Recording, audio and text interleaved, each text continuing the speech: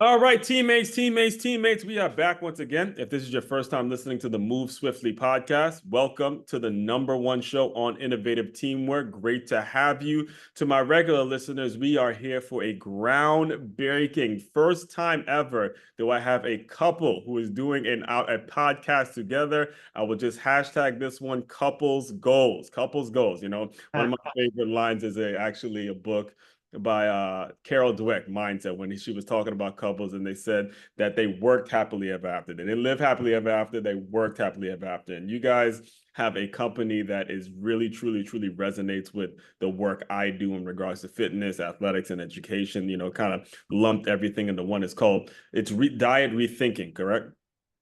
Rethink dieting. Yeah, Rethink. rethink dieting. Excuse me. So it's There you go. rethink dieting, and again, I'm gonna let you. I'm gonna bring you guys in a second, but I just kind of give you my backstory in regards to fitness. I've worked at several fitness facilities as a seller, as a sales associate, and there's so much nonsense out there. There's so much of that corporate kind of inauthentic, oh, just eat this, eat that, and everything's going to be fine. I actually remember doing a workshop for Weight Watchers and these organizations, and so much stuff out there. But you guys obviously have been able to build something that's very significant, special, and all that kind of stuff. So before I make the intro too long, welcome to the show. Great to have you. Thank you. Thank you so much. Thanks for having us, Aswan. Great to be here. Well, let's just get things started back then because I've seen pictures of the way you two looked previously. I've seen the before and after pictures, and I personally would like it if you guys can just dive deeper into those years, like that background, and you guys were very heavy and well, heavy might not be the best term to use, but Morbidly obese is really the accurate term. morbidly obese, right? And we'll make sure we keep it scientifically correct here because Or I've just plain read, fat, just plain fat too works. I was just or plain fat, fat. whatever So it is, whatever there it is no, works. it's all politically incorrect. So Yeah. anyway. But so what drove you guys to do it though? Because my thing is, again, I grew up a football player, saw a lot of offensive linemen and D linemen, and there was never any like, well, some of them, there's never any push to, you know, get in shape and get, you know, their weight right and all that kind of stuff. So where was these moments in which you guys decided that you were going to start to build something this significant? Well, it really came from, 30. I had the bigger struggle. I mean, my struggle was a lot longer. I mean, I reached a pretty significant weight. I'll talk about in a minute. Angie had the normal up and down with babies, and her last baby was 15 years old Right. when she reached her still carrying the pregnancy weight. But what really happened, I mean, after 35 years of, you name the diet, I've been on it. I mean, whether it was a zone diet, Weight Watchers, this diet, that diet. I mean, it was 70 plus diets and exercise plans. And, it really dawned on me one morning. I stepped on the scale in 2017. And when I looked down and I saw a three at the beginning of the scale, and it was, I'm 5'11. I'm not I'm just that kind of an average height guy. And 304 pounds, man, it just did something to me. When I looked down and saw that, it was like I was 55 years old. Angie and I just celebrated our 31st wedding anniversary, March 2nd, 1st, 2017. This was March 2nd, the very next morning. It was about 6:45 a.m. She was kind of rolling out of bed. It was dark outside, and I saw that, and it was like, oh my God. I was in the life insurance business in those years. I'd been in it for a long time, working with what's called the senior market. That's people that are typically over 65. Mhm. And standing there, it was just kind of like God opened my mind up. It was like, you have never met a man 65 years. Now I was 55, so I wasn't there yet, but it's still not. But at 55, I realized that I'd never met a man that was 65 that was more than 100 pounds overweight. And now, and I've been in thousands of homes. I couldn't think of one. Now they're out there. I call them unicorns, because the reason that you don't meet many men at that size at that age is because they're dead. I mean, they don't make it. I mean, you look at all these stories, all these famous people, and all, they just don't live long. If they live long, it's a very rare thing. And I had the normal coping mechanism as, oh well, I'm just, I'm getting older. I'm just, it's harder to lose weight. The million excuses, but really the reality is I always knew what to do. It Mm. was not complicated. Okay, but then When I saw that number on the scale, I realized that Angie was likely going to be calling me her first husband because I'd probably be dead. Oh my Okay. God. Not because she was shopping. She may be shopping around now, but I don't think so. We work together a lot. It'd be hard for her to. I realized, I mean, people look their whole life for a mate, companion, spouse, whatever you want to call it, and we had 4 children together. Wow. We'd had a great life, and I was going to get taken out because I couldn't put down my stinking fork. Wow. And that's really it. I mean, and we can make this complicated with macros and calories and all the different things, but it's all BS. Okay, I'm just saying, Yeah. it is. At the end of the day, it was a decision, and just standing there looking at that scale. I mean, I get God bumps when I think about this to this day. I mean, because this is real. I mean, this is just what happened.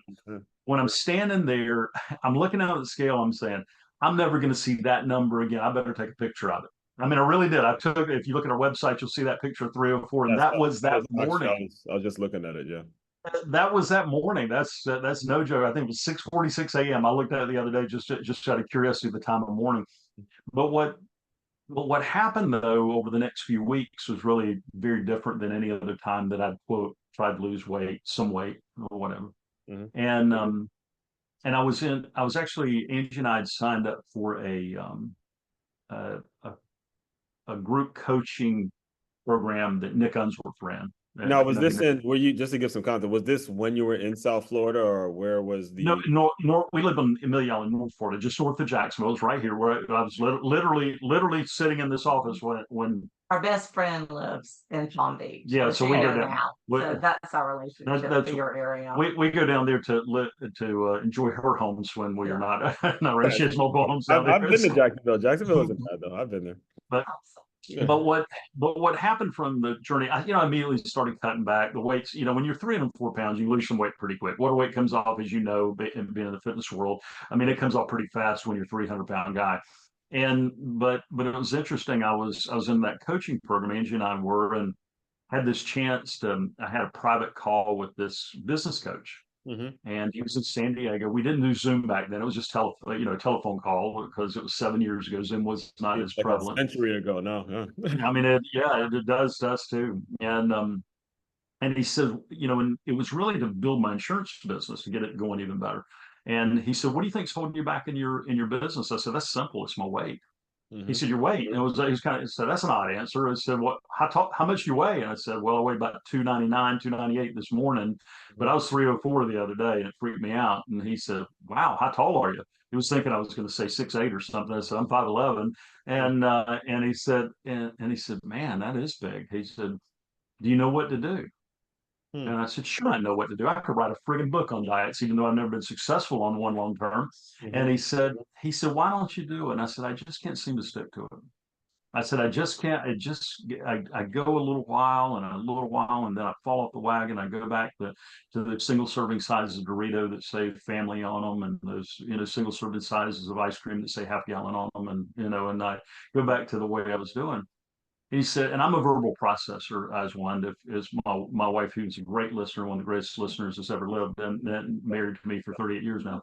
Right. But started processing what he was asking me. He was asking some great questions. He said, "Well, what would you do?" And I said, "I know exactly what to do." And he said, "Well, why don't you do it?" And I told you that. And then he said, well, "What could you do, to get yourself to stick to it?" And I said, "If I was on like that Biggest Loser show with all those crazy athlete trainers and stuff," I said, "I would lose the weight just because everybody in my life would be watching me." Mhm. And he says, "Well, it's unlikely that they're going to cast you for Biggest Loser. That's a pretty long line of people that want to get on that show." He said, "What could you do on your own?" And I just verbal processing like I do.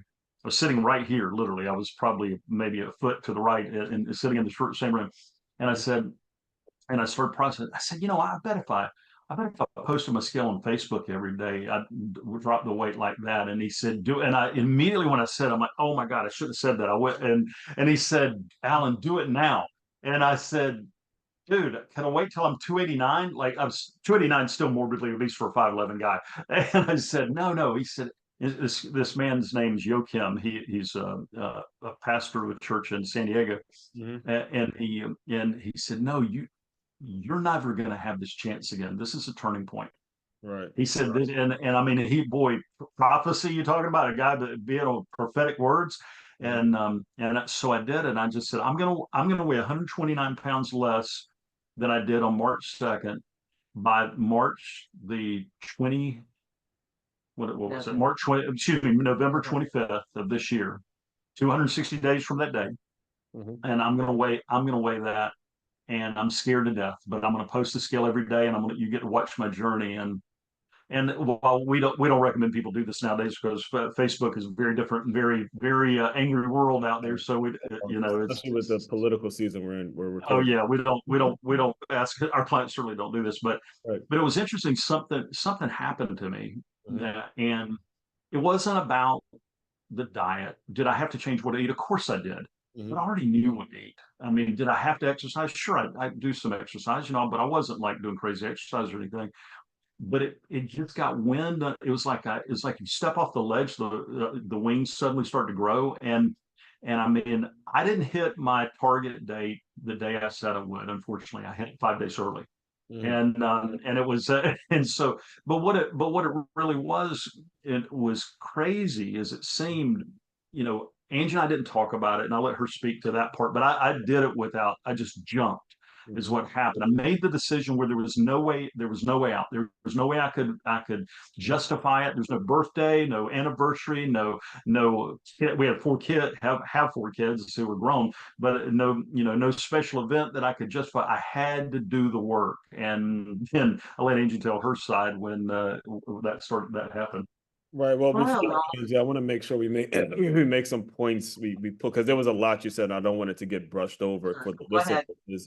Is understanding when you are in business and how much it actually relates to doing and developing in your business, because a lot of people go under the assumption that, working out in business are 2 separate things, or having a career. No, it leads to the confidence, the way you show up for your clients, the way you are motivated, goal oriented. All of those things are going to start to bleed over into who you become as a professional, who you become as a father, who you become as a husband. All of these things are important. So when because I run every single morning, I record myself running every single. I mean, people look at me like I might be intense. I'm not saying that because I'm trying to impress you, but impress upon you. There's definitely a strong correlation between having a regular fitness program, staying on your goals, not Aswan's goals, not Angie's goals, not Alan's goals, your specific, what can you do today, and allow that to be the thing that pushes you forward. So, all that being said, Angie, I do want to give you the mic. I know you've been waiting, so please give us, She's used to listening when she people that can talk forever. So please, That's a gift I have. Listening is a gift, but I do talk too. Sometimes that morning when he walked out of the office, and I didn't get to walk out of the office. Yeah, I remember standing there.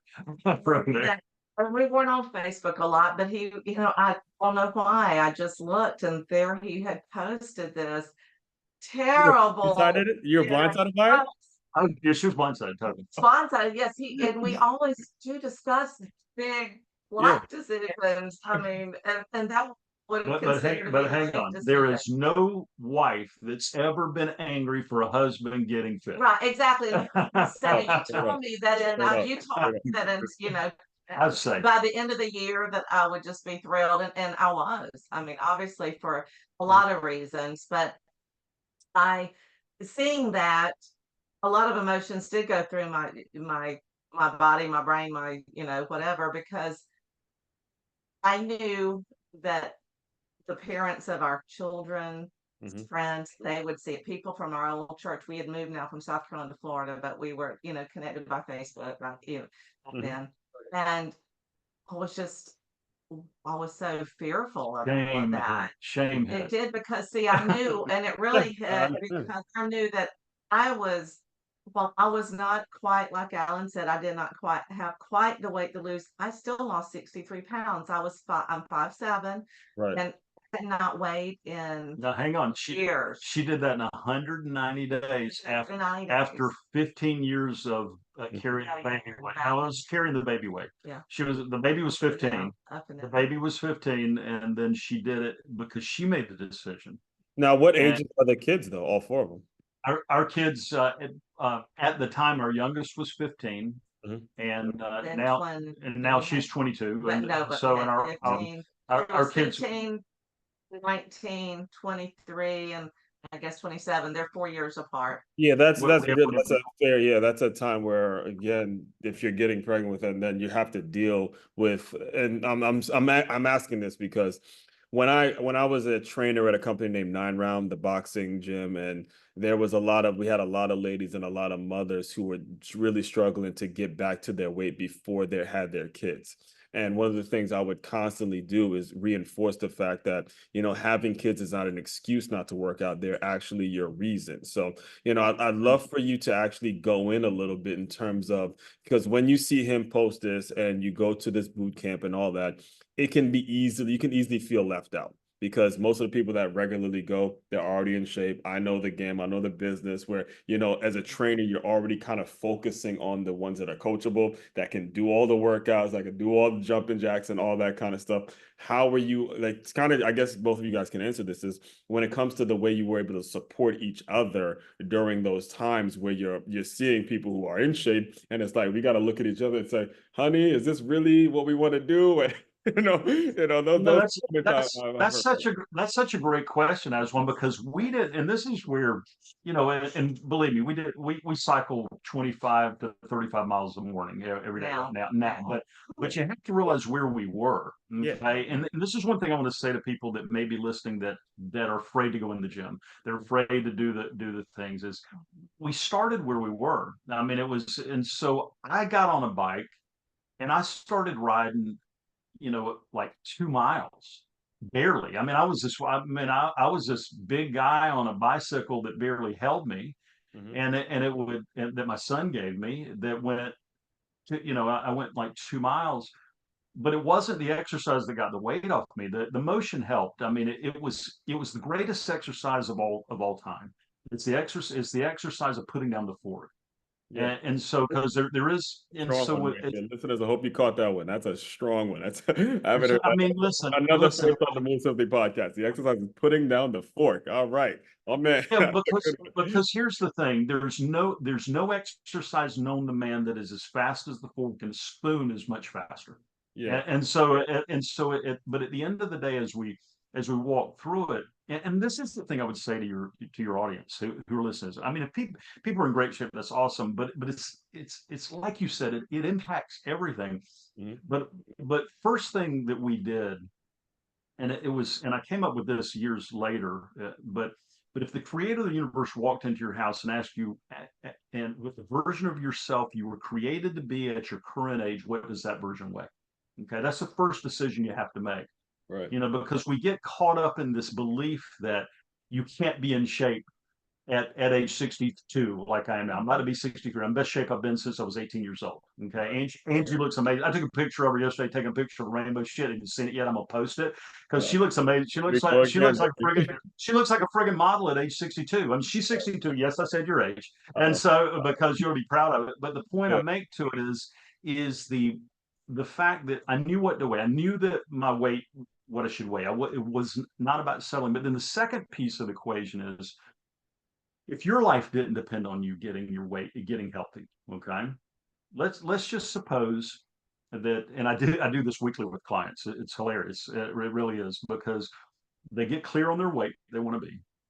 The second question is, if all of your people you love, even your favorite pet, Hmm. because most people have dogs, love their dogs better than love their people. Right. But I said, if they were taken hostage and they were being held by these awful kidnappers that were going to kill them if you didn't release, and I say release rather than lose, because we look for stuff we're going to lose, Hmm. and so we don't want to look for these pounds. If you're going to release 1 pound of that weight, of that excess weight per week, until you reach your ideal weight, your God-given weight, I said, but here's the catch: you cannot not ask an expert like Aswin, a fitness trainer. You Hmm. can't ask a dietitian, a nutritionist, a doctor. You can't even Google what to eat. Could you save your family's life in eating in such a way and exercising in such a way that you would absolutely thrill your doctors and your medical professionals without even looking? Hmm. As when every single man and every single woman we've asked that question of, and it's in the thousands, Hmm. has said yes. In fact, the most interesting answer we ever got was a client of ours who dropped almost 200 pounds. He had never been on a diet at over 400 pounds, was in a wheelchair if he had to walk more than 10 feet. You watch his video, Sean Wiggins, he's an amazing man. But Sean had never been on a diet. And one of the things we tell our clients, we're never going to tell you what to eat because that's an excuse for people. Do they have to change it? Of course, but they need to be the experts so that they need to become the expert on themselves, because everybody's different. When you become the expert on you and you own it, just like you own this podcast, you're awesome at this podcast. You know what you're doing. You owned it. Nobody's doing it for you. You have to have that knowledge. But it was so funny. I asked Sean that question, and I said, "What if your wife and two daughters were taken hostage?" Because he loves them dearly. I mean, he's a great father. I said, "What would you do to save their life?" And it was so funny. To hear him say it, I can hear his voice in my mind. This is about 5 years ago. This happened, and he thought for a minute. He said, "I know what I'll do. I'm going to eat less." I mean, I swear to you, this is what he said. Now and I said, that's where you start. We want to make it so complicated. We want to, should we do keto, or should we do carnivore? Should we caloric restriction? I mean, it's all BS. It all works at some level. If you're 50 or 100 pounds overweight or 200 pounds overweight, get started in figuring it out. And do the friggin' work. And I'm not talking about the extra push-ups, although that's valuable. I'm not talking about the extra running, that's valuable. I'm not talking about, this or that diet. When I'm talking about, do the work of learning what works for you.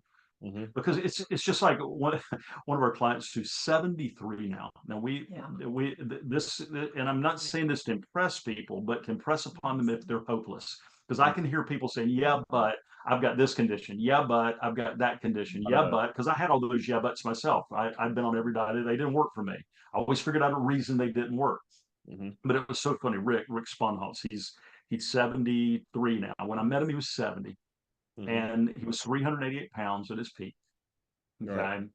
He was what I call a unicorn, because he should not have been alive. But I believe God had some big plans for him, because he was still alive, because he was a heart attack survivor, every obesity related illness. Oh, by the way, he walks with a walker because he has a whole fused vertebrae. His back is kind of this shape. So he cannot exercise really hardly, other than just moving with his walker. And I said to him, "I'm positive we can get the weight off if you'll do the work." He said, "You're a lunatic." I mean, he literally called me a lunatic. And I said, and to let's see, now it's harder for him than it would be for you, or it was for me or Angie. But he just clocked in at over 170 pounds down over the weekend. Oh my goodness. And now here's the catch. He's alive. He's alive. And I never told him one thing to eat, because I said, you make this the business of learning what the business of you is about. And I said, it's going to take you longer. I said, so what? I said, it took you 52 years. In fact, we joke about it. We figured out he just reached Richard Nixon era weight. Is what he had. So the point. I was born though. I want people to get, if they're listening to this and feel hopeless, it's not freaking hopeless. Is it easy? Heck no. It's not easy. And I mean, Angie can speak to some of that too. Well, no, I mean, but what are the options? What's your options? Either you take action today to try to have a better life and a better situation, with your family, to be there for your family, to maybe, if you're not in a relationship, like Alan said earlier, to find that person that you long for. And if you're young, I mean, we've had younger clients that. A lady right now, 27. But we've had in the past that were wanting to lose weight in order to have children before they had children, for their health. We've seen it all, and so, but the choices are to stay where you are and just be sad and miserable. And some people we speak to, I mean, they just loathe themselves because they let themselves get in this position, and they know they could have done something about it. And so today's the day is the way we look at it with when we speak to someone. It's like either if you're tired of the way life has been, change, because that's what we did. And I know for me, losing 63 pounds just weeks into the journey, I noticed changes. For instance, every day, because Alan was in the life insurance business, we had a post office box, and most every day I would go to the post office, and typically, if someone's 5 feet ahead of you or two or whatever, they'll hold the door for the person behind them. I mean, it's a small community and a lot of people come in and out. Every time I felt like the door was just shut, shut, shut. After just a short time, all of a sudden the door, people, the ladies, the men, whatever, I might have had to walk for a minute to get to the door, Mhm. and they would hold it. It was like, what Wow. happened? It was just like I took action Huh. for myself. No one else could do it for me, but it's like I'm not invisible. It Yeah. was like I was invisible. We hear And that, and we hear that a lot from we do clients. we Yeah. do hear that a lot. And but that's how I felt. I felt just invisible. These people must not see me. And here I'm 188 pounds when I started. So it was at 5'7", so it's not like they didn't see me. They just a lot of people, there's a lot of bad thoughts, if you will, when oftentimes people judge obese people. They Right. do all do it. They always judge them. I Because mean, they do and judge it's not that the them. people We lived in judging that. are bad people. Yeah. It's just a natural thing. And if you can actually look up in some studies, obese and people are thought to be lazy. They're Mhm. thought to be dirty, believe it or not. They're thought, to be more or less hoarders. There's so many negative words, and we certainly weren't any of those things, but people think you are, and Yeah. and they don't listen. If you're in business Yeah. and you're walking into the boardroom and you're 100 pounds overweight, I mean, do you really think that everything you say is going to be received in the way you want it to be? Or certainly if you're job hunting, Mhm. if you're seeking a job. Well, So you're a lot, walking. lot to I'm glad consider. the thing is, so let me ask you guys this because I'm glad you brought up the business element to it because you guys were able to turn it into something where you created a business. And I've personally worked at an LA Fitness where I'm not sure if you guys know how this works, but there's the sales side and then there's the personal training development side. And they brought in this lady who actually was high up with LA Fitness, like Fitness International, met the Welches, the whole nine.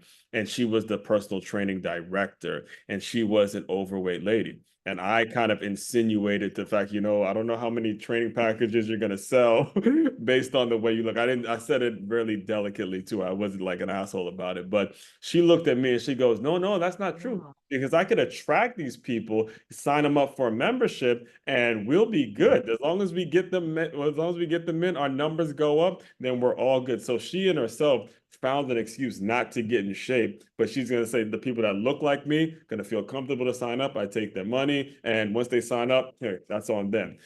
How do you guys come? And unfortunately, she's not the only one who thinks like that.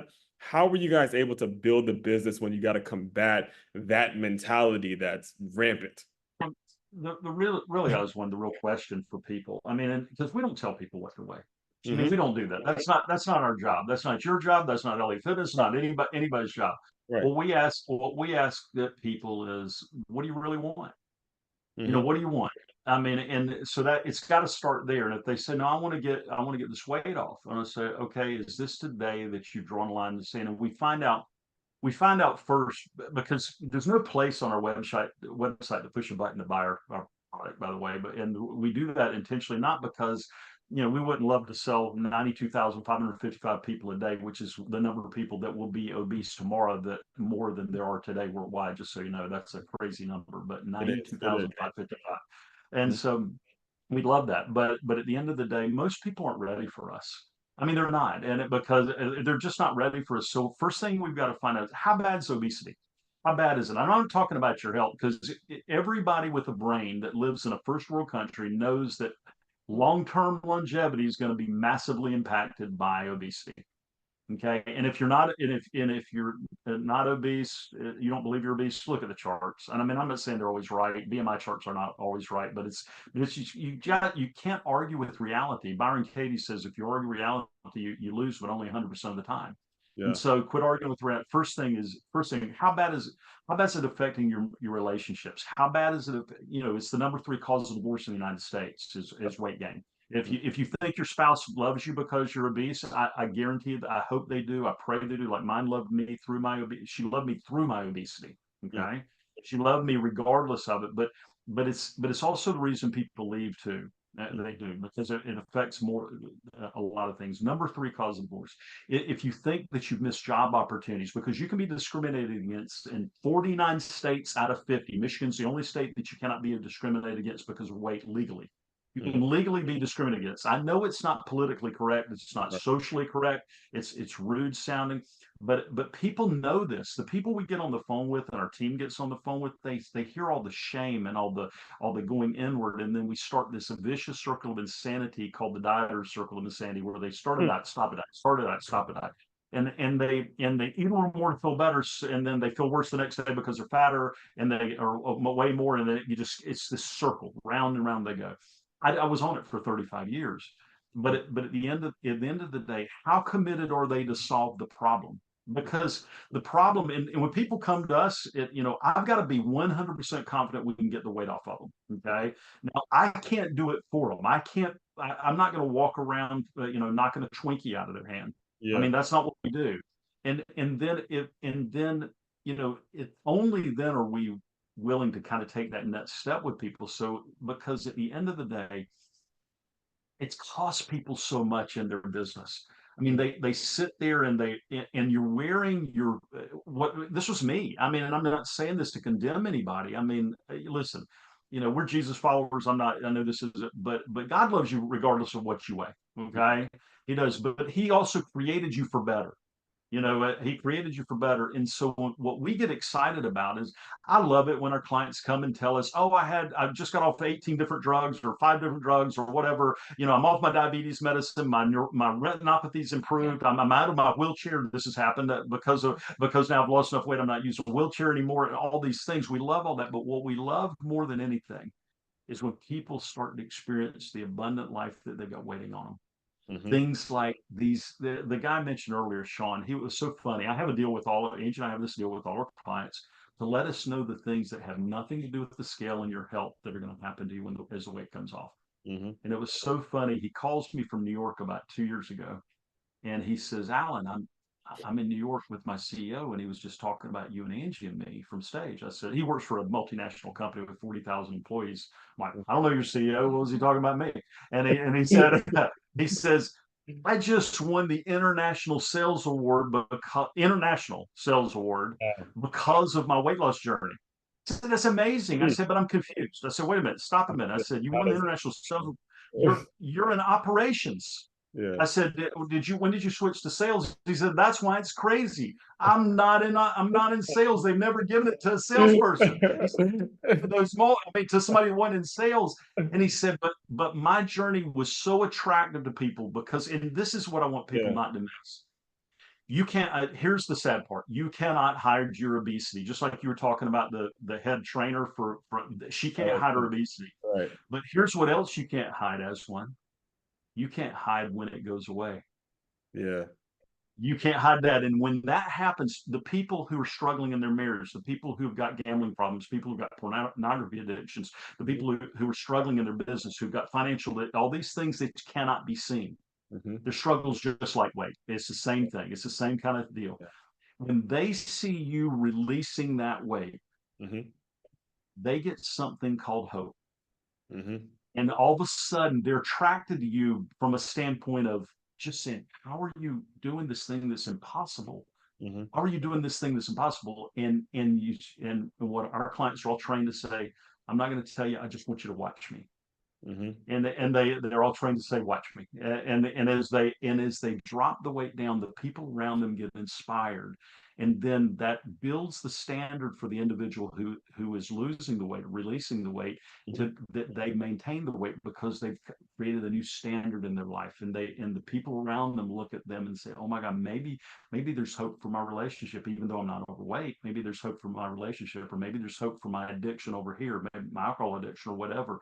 We've just seen some amazing things happen. And the greatest motivational opportunity, the greatest ministry opportunity that an overweight person has is to lose their weight.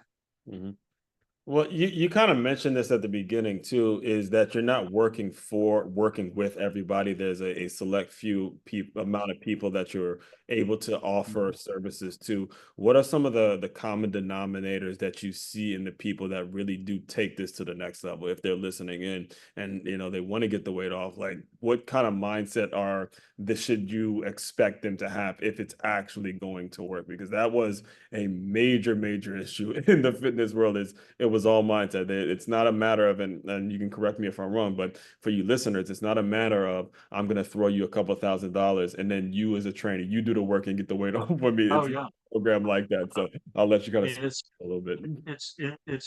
they have to understand that everything's on the line because it is. Hmm. They have to understand that. I don't care if they're 27, like a lady was mentioned earlier, who's down pushing 50 pounds down. She's Right. not been able to lose weight for years. Or whether they're 73, like the guy mentioned earlier. They have to decide that today's the day. The decision. It's kind of like we get a lot of professionals that are clients, and all of them have achieved all these things in their life. And and one of the questions I'll ask, I said, so when you started nursing school, for example, I was asking this other day of a client who's a RN. So when you started nursing school, was it optional to finish for you? Oh no, I was going to finish. I said, but every one of the weight loss programs you've done in the past has been optional. Hmm. I want you to see, they have to see it like they would a higher level of study or higher, anything. And they also have to realize this too, that magic pills don't exist. It's like all these diet drugs now. God bless them if people are taking them. I wish them well, but they're Hmm. killing people. And then when they get off of them, they're gaining all the weight back for more because they lost all their muscle mass as well. I mean, it's horrendous. There was a lot of The that. things. There's a lot of pushing those in the fitness world as well. Yeah, but at the end of the day, they have the ability to do this, and they have to be willing. When people ask us, say, "How are you able to get all this weight off?" It's like Planet Orange Dave who came in February. I mean, Hmm. he was 420 pounds at 5'8" when he started with us. Shoot, 420. That's a big boy. that's a Okay, that's and I didn't have to tell him. You don't have to tell people they're overweight. They already know it. And he said, "No, I'm ready." And it's so funny to see this guy. He can't stop smiling. He just hit the 200s.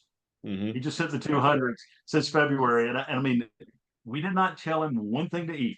Okay, Hmm. I want you to get that. So as well, we didn't tell him one exercise. Did he eat differently? Of course, did he exercise? Well, he wasn't able to begin with. Yeah, now he's exercising more. But at the end of the day, we we we showed him the pieces of the puzzle to put together, and he did the work. And the work is not. It's the hardest muscle exercise on planet Earth. It's the one between your ears. Hmm. And so we look for people who are willing to do whatever it takes. Hmm. If they're not willing to do whatever it takes, and I tell people, if if their doctor would argue with it, stop it. And I know doctors struggle with obesity. It's usually 25% of the medical profession is obese. But so what the common denominators are, they're just done. They're tired of it.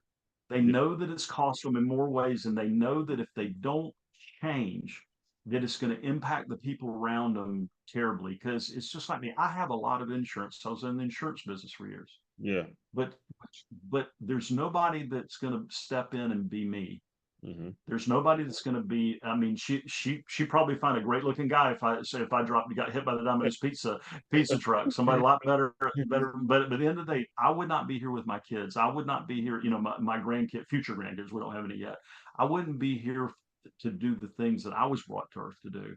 And Angie wouldn't be either. And people need to realize that this is not just about whether you had broccoli for dinner last night. I mean, broccoli's fine, Yeah. but it's about, are you sick and tired of living this life? Hmm. Sick and tired of lying to yourself? Because that's the greatest lie we tell ourselves as obese people. That's how we're able to get obese. It's Hmm. because we say we all. It's like you're not old enough to remember probably the cartoon Popeye. Do you remember the cartoon Popeye? Ah, yes, vaguely, very Okay. vaguely. You remember the real overweight guy that Well, I liked remember the spinach, hamburgers? and then is that the one with the spinach, and Yeah, then he's yeah. like, okay. But he had a morbidly obese friend by the name of Wimpy. And Great Wimpy's deal talent. was Wimpy never had cash on him, and Wimpy said, "I will gladly pay." He said over and over again, "I will gladly pay you Tuesday for a hamburger today." Okay, Hmm. and so that's what I did for 35 years of obesity. Wow. I would gladly pay for my weight down the road, Hmm. pay for it, not financially. I'm talking about in life, in whatever. I was always thinking tomorrow. Well, guys, I can tell you, every 8 seconds somebody dies of an obesity related illness. Mm-hmm. Every 7 seconds. That's a lot. And so before you can say superfragilocalistic extrapialidocious, I can't even say it. Before you Yeah. can say it right, somebody's Right. gone. And so in people don't think it'll be them until it is them, and then it's too late. And it's like, for the Bible thumpers in the group, look up Hezekiah. Mm-hmm. He had he was told he was going to die. And I don't think the guy was obese. He was a king. He was told he was going to die, and he bargained with God to get 15 more years. Mm-hmm. This is your chance for people who are listening to this that are struggling with weight, that you might be able to make a bargain and get another 5 years, maybe another 10 years, maybe another, for men, it's 20 years, by the way, from obesity to normal weight. Mm-hmm. It is the average. But at the end of the day, it's about you reaching that point in your life that you were born to reach. There's somebody in your future as one. I don't know who it is. I mean, you're obviously in great shape, but if you could start going out on I-95 in Palm Beach County and running back and forth across the street, you're going to eventually get run over. Okay, that's what obese people are doing with weight every day. Mm-hmm. And what's sad, if you did that on I-95, you would positively get run over on I-95 in Palm Beach County. I know that. Yeah. But at the end of the day, if you did that, what the saddest part would be, not that just that you were gone. Mm-hmm. The saddest part would be that, 20 years, 30 years, 40 years, the day you were really meant to live to, Mm-hmm. the impact you would have had on all those people in between, all those ripples in life and time that would be gone because Aswan Cruikshank wasn't there, because he Yeah. was running back and forth across a busy highway. Mm-hmm. And that's what when people tell me, they say, what do you want from me? I said, I want you to make it to your last day. Mm-hmm. Yeah. And the thing is too, though, I forgot I was interviewed for a second, man. I was just moved. I was just moved because you were taking me in so many different directions. Growing up in a culture where social drinking is the norm. There's situations where even my mother's who actually got me into fitness, and she would kind of say a whole lot of the same things that you said.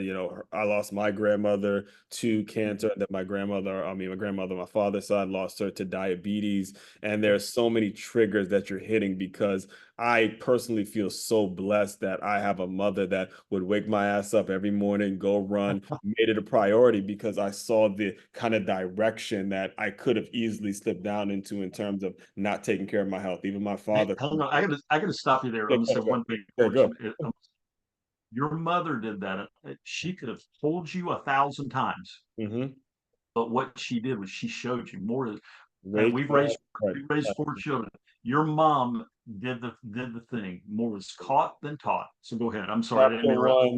Chapter one, addicted to cardio. It's right there. There you go. I love it. I love it. Addicted to cardio.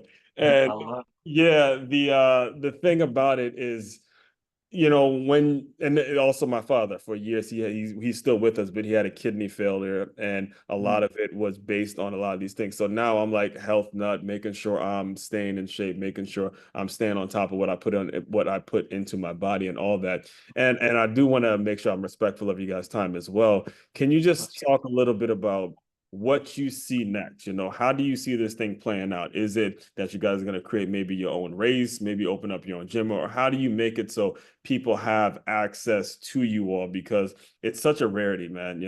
I've been in this, as you guys can tell, for a long, long time, and there's a lot of people making a lot of money off those numbers that you said. I mean, there's gyms opening up based on how many people are obese, and then how much I can sell, and then, okay, we're going to just get this number, get this contract, and then go off the money, the gym goes out of business. It is absolutely, it's politics. It's sickening if you really were to know the numbers. So how do people get more access to you, and what's your plan for the kind of the future of this thing? The easy way to access us. I mean, right now, we actually have a link for your audience. They can go to this is something, they go to transformmyfuture.com /move swiftly. You might recognize that name. Yeah. Transformmyfuture.com /move swiftly, and they can watch. It's a totally free training that we do, and we literally had somebody last year on Mother's Day send us an email from ICU. They said it saved their life from cardiac event they had. They had a heart attack, and So they it's like said a they watched. training demo of what you guys It's are. it's a training. We walk through a 5-step strategy Angie and I use to lose 192 pounds together in 260 days. Wow. But they can also access this, and any of your listeners, we will make time for them. They go to transformmyfuture.com/apply, and they can book a call with our team. I mean, that's one thing. And guys, it's not a place. It's not about buying this or buying that. It's about really finding out how bad the problem is with weight, how committed they are to solve it, if we can help. Because really our dream. I mean, truly. I mean, we work with a lot of clients. Mm-hmm. We build our process to where they can live in Singapore, for example. We have clients. We have clients in Europe, and we have clients in the United States and Canada, and all. They can live anywhere.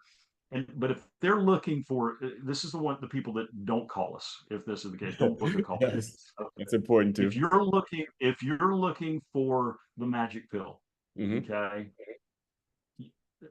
don't reach out, because here's the deal. It's work to do what we train on, and how we work with people.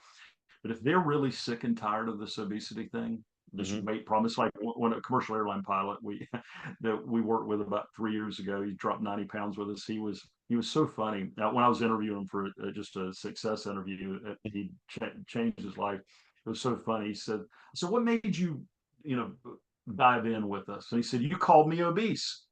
And I said, "No, I didn't. I did not. I would never say that to you." I said, "It's such a nice, it's Bob Ward, it's such a nice man." And he said, "Yes, you did." He said, "What you did, because we'll call it like it is. I mean, and it's not to hurt people, but here's what he was referring to. When on our original call, I said, does anybody else in your family struggle with obesity, or are they a normal weight?" He said, "You said that to me." I said, "Yeah, I did say that to you." And he said, "You indirectly called me obese." I said, "I did." He said, and he said to me, he said, "But Alan," he said, "that probably saved my life, because my doctor wouldn't call me obese because he was worried about hurting my feelings. Nobody at my work would call me obese because 60% of them are obese." He's a captain of a commercial airliner. I mean, he's a big shot, and he said nobody would do it. He said, "But you would," and he got amazing results. But what I would say to people is, come in, tell your friends about it if they've heard us, because we're looking for a handful of people that are just done. That's what our passion is, because at the end of the day, there this obesity epidemic, the deck stacked against people. You know this as one. The whole food pyramid was a scam. The drugs that are being created now are money makers. They're going to kill people. They're killing people right now. The weight loss surgery, we get people who've had weight loss surgery all the time. We get them because it doesn't work. It doesn't work long term. And it's just like one of my closest friends said to me when I reached my ideal weight range. He said, "Alan, buddy, now this guy had never been overweight a day in his life." And massively successful after he stopped drinking. He was an alcoholic. He still calls himself an alcoholic, but he hadn't had a drink since 1993. And he called me when I reached my ideal weight range. He said, "Buddy, I am so proud of you. I knew you could do it." He said, "But you got it way tougher than me." I said, "What do you mean? You're drunk?" And he said, "Yeah, but I hadn't had a drink since 93, and I never have to have one." He said, "But you got to eat." And he's right. And I mean, he was, I can tell you exactly where I was on Amelia Island. I was in exactly where I almost ran into a ditch when he said it, because it freaked me out, because I don't have to drink. you can't escape. You can't escape it. So, but our dream is, I mean, honestly, it's a big one. It's because here's what we see happening. Okay, 92,555 people a day were becoming obese that weren't obese yesterday. Okay, that's after you subtract all the people that died during the day before. Every 7 to 9 seconds. Every 7 every 7 seconds somebody's dying. Numbers are scary, and I hope you listeners are paying attention, because these numbers aren't numbers that they're just pulling out of their heads. These are like they're real. These are real studies that they've done, right? But what we really want to see change, we want to see enough people influence other people that we can change. I believe in our generation, in our lifetime, and we're senior citizens now. Even though I'm in better shape than I was when 18, I'm 62, like I said. But I believe in my lifetime, in Angie's lifetime, we can see obesity epidemic, the tide turned. Okay, and it starts with one bite of food. It starts with one step. It starts with that, but it starts with it. But even before that, it starts with a decision. And that's what I tell people all the time. The reason we call our process Rethink Dieting is because it is a decision. It's not a diet. Mm-hmm. And when they make it, magic happens. It's like Tracy out of Memphis. I mean, she's a lady that started with us at 267 just a few months ago. Mm-hmm. And now we never told her what to eat. She's eating all the time, doing stuff, going to the gym, doing things she hadn't done. She's just about to hit the 200s. So it's She just 367. it's 367, 367, and just about. And she didn't think it was possible. She didn't think it was. She said, "I can't." Her own family's in the fitness business. She's got a family member that's a fitness trainer and all, but she didn't think it was possible. And I said, Tracy, it's always been possible. Yeah. Well, And if you are so, a client, if you're a client listening in, I hope you are truly appreciative of these two, because throughout this entire hour they have mentioned you guys multiple times, and a lot of times too, I know this from the trainer's perspective, you guys as clients don't realize how much we learn from you guys. I used to tell you guys that all the time. It works both ways. Trainers learn from clients, clients learn from trainers. It works both ways. So, all that being said, the way I close out all the shows, and this is actually for both of you guys. I want you guys to use your imagination a little bit. Pretend you have the weight currently on. Pretend you're back in those days. I believe it was what you said, like 5 years ago. 7 years ago. 7 years ago. Mhm. Yeah, so 7 years ago, the weight's on. You're right before you go to that scale. Try to go back to that moment. Pretend that version of Alan and Angie has come into the Zoom room. Give them some words of give him and her some words of encouragement, and we'll officially close. You go for it, ladies first. Oh my gosh, I can't believe the scale says 188. I've got to do something about it. I can. I'm strong. I have strong will. I can do it. And you can too, because that's what it took. It took making decisions. And when we do talk to people, and we could take more people, it's the people aren't ready when we interview them. So that's why well, Alan was referring to. But if you're ready, you can do it. I promise you. We're happy to talk to you. If you want to, learn more about us, that's fine, but you can do it. You can do it. If we can, because years and years of up and down, and it's worth it. What I would say to that guy that was rolling out of bed on March 2nd, I would say, this whole diet thing, man, it's been stacked against you. It's been stacked against you. The 75 diets you've been on that didn't work, they all work. They all work for somebody. All of these things and I want you to know that you're to stop looking for the shortcuts, to stop looking for the shortcuts and do what you already know how to do right now, and cut off all possibility of ever going back. Cut off all possibility, and you will be there in a flicker of the eye compared to how long it's taken you to get here. And to not get discouraged when the scale doesn't go down every day. Not get discouraged when the pizza truck still passes by and you want to go chase after it. Not yet, but maybe if you chased after the pizza truck, you wouldn't be that side. But at any rate, but not get discouraged, and not to make excuses for anything, but also not to beat yourself up. Give yourself some grace and realize you're here for a reason. This weight, it could be your greatest blessing you've ever had. It's a blessing to be gotten rid of. It's a blessing, but give yourself some grace and understand that fast is fun and slow is painful. And while the weight may seem like it's coming off slowly compared to the pace that you gained it overall, it's going to come off at blazing speeds if you just do the work. Because a pound a week translates to 52 pounds a year, and the average person gains it at about 6 pounds a year. So if you look at 35 years and divide that by 129 extra pounds, whatever that works out to be, it's about 4 pounds a year is all I averaged. And I averaged dropping 3.497 pounds a day on my journey and I ate all the time. And I didn't exercise crazy. I just did sensible things. But the point being, I would say to that guy is give yourself the grace to do what you've done in your business, with your family, with all these other areas you've been successful in, and realize that it's going to exponentially change everything for everybody. And it's going to change your kids. It's going to change your family. It's going to change their whole life and the people that are around you more than you could possibly know. I mean, well, you guys can't see it, but I'm sitting here getting goosebumps and shaking because I've been in that room and in so many ways, and I know that something as simple as getting yourself on the right diet, on the right health plan, can transition into so many other aspects of your life. And for you regular listeners, you guys know the reason. If you're new to the show, you'll know now. But the reason I close out the show with that question is because I want them talking directly to you. All right. If you're in that situation, if you're in that place, understand that there is support, there is help, there's things you can be doing. Do not let another day go by. Don't let another moment go by where you don't do something about it. So, all that being said, fellow teammates, continue to move swiftly. We will talk more soon.